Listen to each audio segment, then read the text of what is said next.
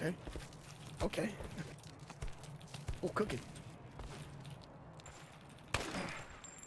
Huh. Help. So I really need to finish the Tomb Raider franchise. Shadow of the Tomb Raider and all of its DLC will take me quite a while, so I'm going to continue putting that off. So southwest from the Amazon River, Brazil. Instead, I've decided to play 3 other Tomb Raider games: Lara Croft Go, Lara Croft and the Guardian of Light, and Lara Croft and the Temple of Osiris. All 3 of these games shouldn't be too difficult or too lengthy, so let's kick things off with Lara Croft Go. Lara Croft Go is a very short puzzle game where we explore different areas for 3 artifacts. We really only have 2 steps to completing the achievement list for this game, and those are completing the story and collectibles and cleanup. Starting up the story, we walk into the entrance. In here we would find our first of many vases, which hold all our collectibles, and unlock the achievement Archaeologist for finding our first relic fragment. After finishing the entrance, we find a key, which unlocks the Key of Snakes achievement. After using the key on a locked door nearby, our second area becomes available. This is the Maze of Snakes, a much longer area in comparison to the entrance, which was only 3 levels. On our way through the Maze of Snakes, we mind-gamed a lizard into falling to its death, unlocking the achievement Into the Abyss, and finished the Twin Snakes, earning us the Historian achievement for completing a relic. After completing all 11 levels in the Maze of Snakes, we pick up another key, unlocking the Key of Stones achievement. Key of Stones! Just like the Key of Snakes, we use this key on the locked door and a new area will open up for us.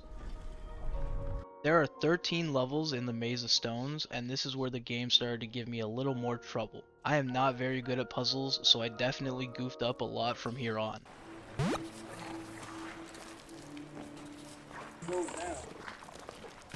It goes down.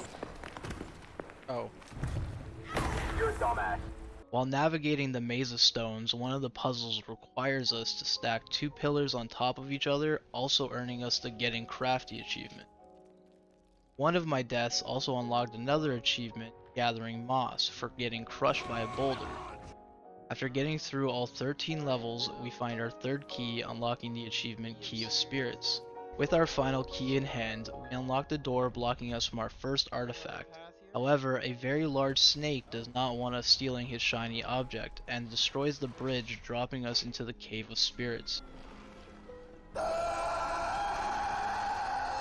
The cave itself isn't a very long area, only having 9 levels compared to the previous 2's 11 and 13. The final 3 levels are a puzzle boss fight against our giant reptilian friend. With some help from the terrain, we managed to take down this oversized snake, So that was a fucking lie. unlocking the achievement Ophidiophobia. After taking down the boss and escaping the Cave of Spirits, the Atlas of Beyond is ours for the taking, earning us another achievement. Now it's time for us to take on the Cave of Fire. Every enemy in here will respawn after 4 moves, but that doesn't stop us from solving these puzzles and killing the same enemy 4 times in a row to earn the Deja Vu and Immortal No More achievements. Finally, our last challenge, the Mirror of Spirits. This area messed with my head a little bit, having to worry about 2 Laras brought a new type of difficulty to the game, but we managed to trial and error our way through each puzzle and finish the area, unlocking Back to Reality. Yeah, stop it, nope, can't afford it. All that's left is our miscellaneous and collectible achievements, so we pulled up a guide and went through the game again, breaking every vase for the Preservation Society achievement and finishing every relic for the achievement Curator. Now we needed to throw a spear 6 nodes or further, unlocking Put This Apple on Your Head, and stack 3 pillars for Master Builder.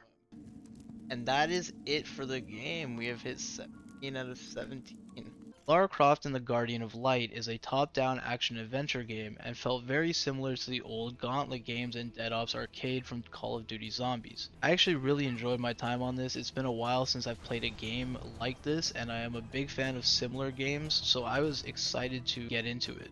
In typical Tomb Raider fashion, Lara Croft and a group of mercenaries are racing their way to an artifact. Fortunately, touching the artifact releases a being known as Zolotl, who raises monsters and the undead in an attempt to take over the world. We decide to help Totek, a warrior that is an old enemy of Zolotl, to take him down. This is another short game, having only 12 achievements. There are only 2 steps for completing it, leading the game, and challenges and cleanup. Every level in this game will have its own unique challenges, as well as a score challenge, speedrun challenge, and Red Skull collectibles that we will need to finish up in order to collect all relics, artifacts, and weapons in the game. During the first level, we came across our first easy unique challenge and jump into 7 spider jars without touching the ground, unlocking the achievement Overachiever.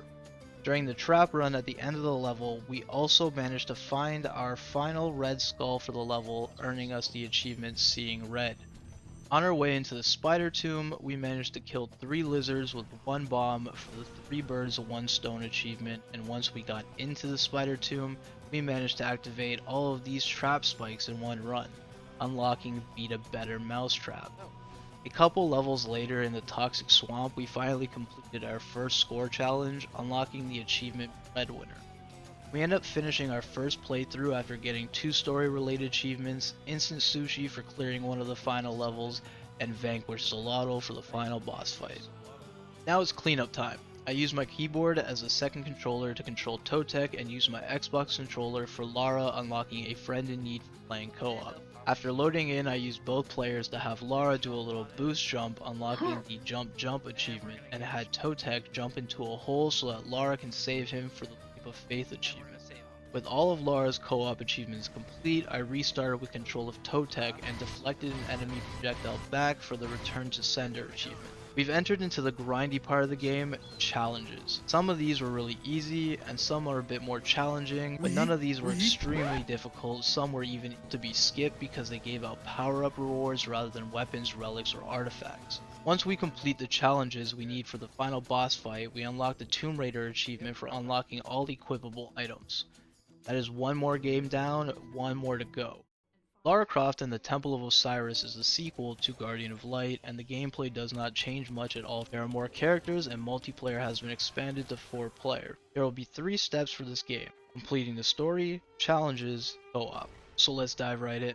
Instead of mercenaries, an archaeologist we're working with grabs an artifact that reignites an ancient Egyptian gods Osiris, Isis, Horus, and Set. To fix what we've done, we need to complete tombs and find the different pieces of Osiris so that we can take down Set. The first level, we collect our first weapon, unlocking Gotta Start Somewhere.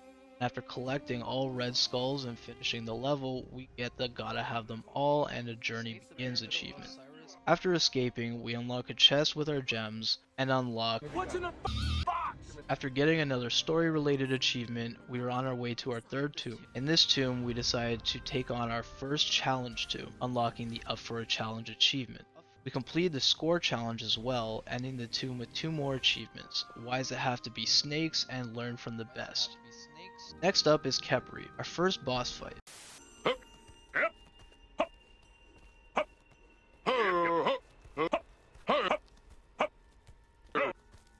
We managed to take him down in under 5 minutes as well, clearing our speedrun challenge and unlocking the Time is of the Essence and No Bug is Too Big for These Boots achievements. After our boss fight, we equipped ourselves with 2 rings and an amulet, unlocking the achievement Bling Me Up.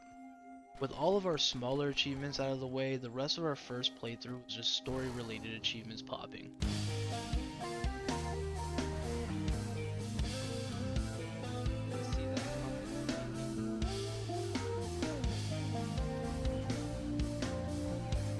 Might not be your cup of tea, but there's nothing you can say to bring it down.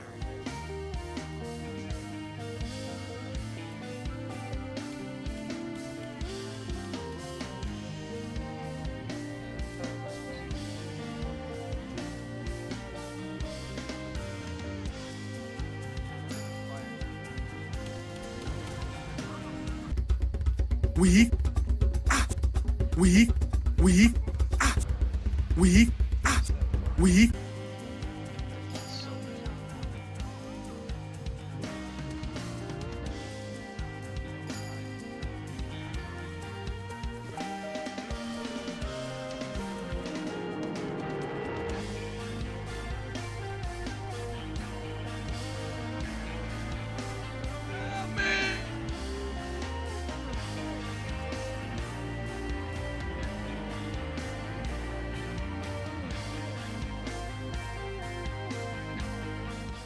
Next on our to-do list are the tomb challenges, boss challenges, and challenge tombs.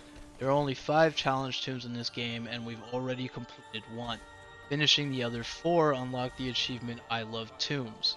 I decided to go after the boss challenges next, so we took on Kepri, Set, Sobek, and the first level Pyramid of Osiris, unlocking the achievements Pyramid Scheme, What Were We Standing On, Heartburn, All Bark, and Tomb challenges. From using boss attacks to kill beefy enemies to lighting all 42 lamps in a level, we have to do them all, and they are very annoying. Finally completing all of the tomb challenges will unlock the achievements Into the Future, Snake Charmer, lit all the things. I was told there would be boats. I was told who builds their own tomb. He's my best friend in all the underworld. Stabbiest tomb of all, and of course, Tomb Raider for completing all tomb challenges. We finished single player, every story related, challenge related achievement done, but nothing could have gotten me ready for the co-op. Knowing that there were some online co-op achievements on the list, I messaged my friend Randy and he came in clutch, buying the game while it was on sale to help me finish these achievements. After we got everything set up, we loaded in and immediately took care of some achievements. Yeah, I'll play as Lara. Can't play the black guy. They don't want me to play him. Randy downed himself so that I could revive him. While you do that, I'm just gonna bomb you. So that was a fucking lie. Locking not on my watch. And then I had Randy use his magic shield so that I could bomb him upwards, unlocking Cannonball.